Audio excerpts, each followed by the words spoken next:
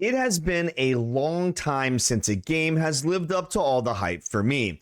I was originally going to put this video out last week. I had a whole script. I had recorded more than half of the video, and then more and more crazy information about how this game was created was coming to light. And I was like, oh my God, I have to put this in the video. I have to put this in the video. And it got to the point where I was like, if I don't put this video out, like it's never going to get done. Like I'm going to have to keep recording and re-recording things. So the more I hear about how this game was created, it makes me wonder what kind of sorcery or witchcraft the developers of Expedition 33 did to make this happen. The lead story developer was originally casted as a voice actor, and a junior voice actor at that. The composer of all the music was a high school teacher. It's craziness. The praise this game is getting is 100% deserved and earned.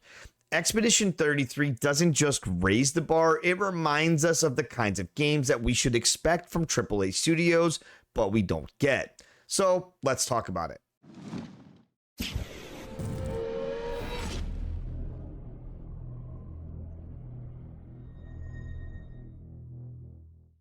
Expedition 33 is made by first-time developer Sandfall.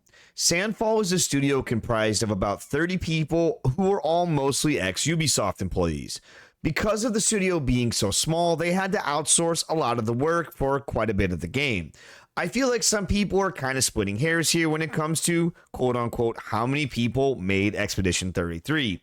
Even if they outsourced hundreds of people, the quality of this game cannot be denied. A small studio of just over 30 people created a masterpiece that AAA studios can't even hold a flame to.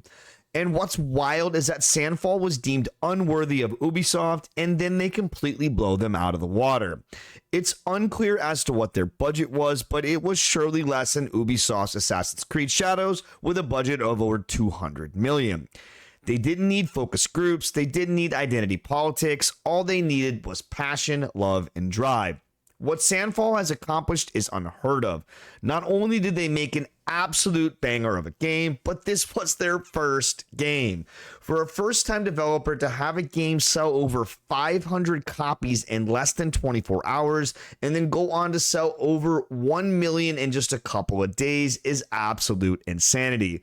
They literally sold out of physical copies of the game in Australia and Amazon. Not only that, but they have set 2 or more than 2 world records.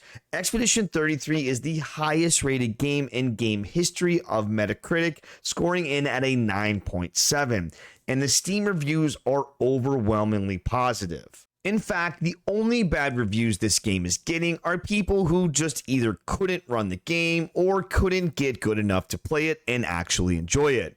When I saw the ridiculous over-the-top praise for this game, I thought surely people were just overreacting. Surely this is just the honeymoon phase. People are just love bombing this game, and after a week or two, the real and honest reviews will come out.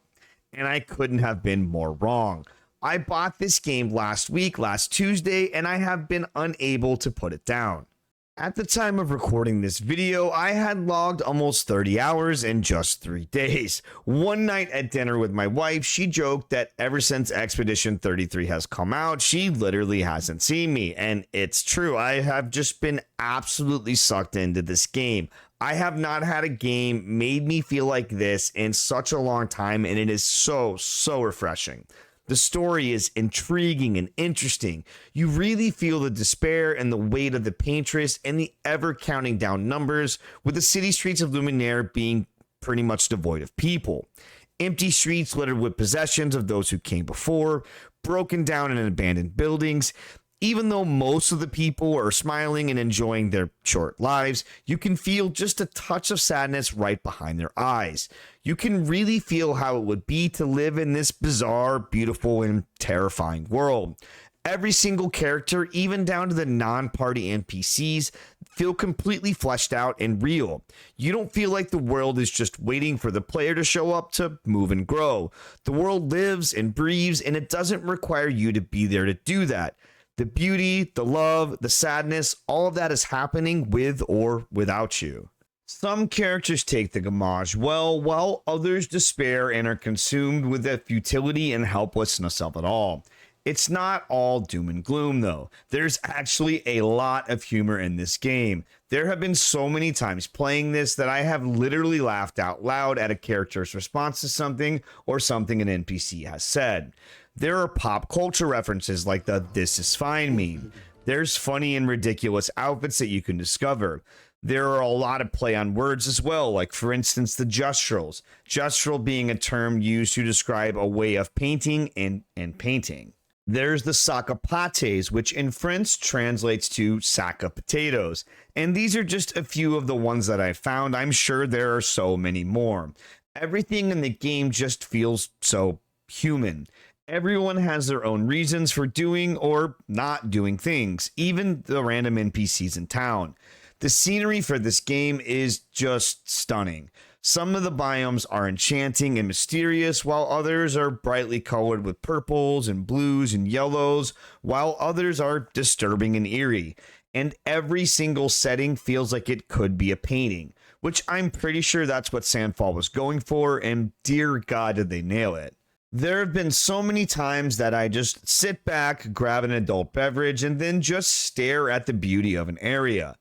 The only game setting that has even come close to having this effect on me was Ori and the Will of the Wisp, which, by the way, is an absolutely fantastic game if you haven't played it. I highly recommend it. You should definitely check it out. But anyways, the music, the music in this game, oh God, is it good. It's enchanting, it's funny, it's ominous. And what's even crazier is the dude that did the music for the game, they literally found him on SoundCloud. Every piece of music completely fits the area that you're in. The beach music is playful and fun. The mansion music is creepy and unsettling. Also, there are various spots in the game where you can play a tune on a piano and the main music will mute as you play on the piano. What a small but awesome quality of life thing to implement.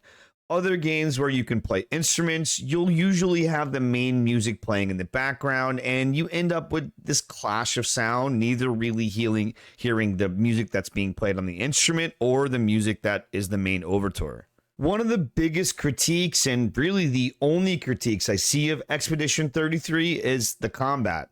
It is turn-based, but there are some real-time events that greatly affect how the battle goes. When you use a skill, you need to press the right button at the right time to maximize damage and status effects. You need to get good at parrying and dodging because not only does this negate the damage that you take, but it also has a huge impact on your action economy. Personally, I think this is exactly what turn-based games needed. It forces you to stay engaged with the combat and it rewards you for doing so. I've been playing through the Suikoden 1 and 2 remaster, and that is my biggest issue with older JRPGs. That once your party is set up and you have the best and upgraded gear, you can kinda just autopilot the battles. Expedition 33 took the arcade turn-based combat and made it fun and interesting. Now, I'm not saying that Expedition 33 is the first game to ever do this. I know Persona has done this. I know there have been other games that have done this system or this kind of system, but I feel like Expedition 33 does it really, really well. It presents you with a system that it wants you to work within, and then it heavily rewards you for doing so. The combat is fun, engaging, and most of all, it's challenging. It takes all the fun elements of Souls and Souls-like combat and then incorporates it into a turn-based game. The combat, and at least in my opinion, is one of the best parts of the game. I find myself actually looking forward to the fights when usually in a JRPG, the random combat events usually just irritate me. Expedition 33 sends a very clear message to the gaming community and to other developers. These are the kind of games that we want. These are the kind of games that we will spend our hard-earned money on. It's crazy. You remember a while back when there were a bunch of developers that were saying like, oh, gamers don't want single-player games. Gamers don't want non-live service game. Gamers don't want turn-based combat. And then Expedition 33 is all of those things, and it completely blows past the competition, making Assassin's Creed Shadows look like trash. It is trash, but it just goes to show you that you don't need a huge budget to make a great game. Like, you just need people that are willing to experiment, people that are willing to just, to tell the story they want to tell. Like, the more I think about this game and the group of people that made this game, it's like it was almost like a convergence of just the right people at the right time, right? Like the lead story director was originally cast as a voice actor, and like a junior voice actor at that. The guy who wrote all the music for the game, and it's a banging soundtrack, they found him on SoundCloud. Like, it's just crazy. And the game hasn't even been out for a month yet. It's been out for like a little over 2 weeks, and it's already going to get a DLC and a live action movie. These guys became overnight millionaires, and literally overnight millionaires. They sold 500,000 copies in less than 24 hours. Like, crazy. And it couldn't have happened to a better group of people. Like, bravo Sandfall. But if you guys enjoyed this video, I really hope you liked it. This is kind of a little bit different than the stuff I usually do, but I just really like this game, and I wanted to just express it. It's been a long time since a game's made me feel this way, and just been excited to play it. Like every day I'm like, I can't wait to play this game. So if you guys did like the video, please consider liking and subscribing, as it does really help with the YouTube algorithm. I make weekly content about various gaming topics like gaming news, gaming reviews, build guides, stuff like that. So until next time, have a great day /night. See ya.